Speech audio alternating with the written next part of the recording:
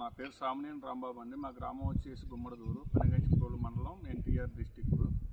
ఈ సికోసా అనే కలుపు ముందు నేను చల్లానండి. ఒక రైతు చల్లితేను చూసి నేను మళ్ళీ 18 ఎకరాలకి 18 గుడ్లు తీసుకున్నానండి. ఎకరానికి 6 లీటర్ చొప్పున చల్లాను. కానీ కలుపు మందు మాత్రం నెంబర్ 1గా పనిచేసింది. అక్కడ కలుపు మొక్క అనేది అగపడట్లేదు. మళ్ళీ రెండోసారి మందు కొట్టాల్సినంత అవసరం లేదని అనిపిస్తూ ఉంది. ప్రతి రైతు ఇది చల్లుకోవాలండి, బాగుంటుంది. క్రిస్టల్ కంపెనీ వాళ్ళది సికోసా 6 లీటర్ చల్లుకోవాలండి. ఎకరానికి కాస్ట్ వచ్చేసి 850 రూపాయలు పడిందండి.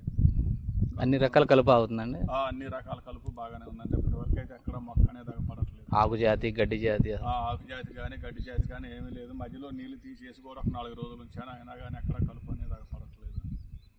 బాగుందండి కలుపు మందు.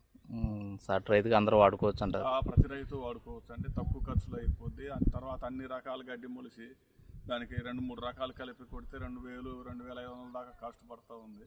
ఇది 850 రూపాయలతోటి చాలా బాగుందండి. ఓకే అండి, వాడుకోవచ్చు అంటారు?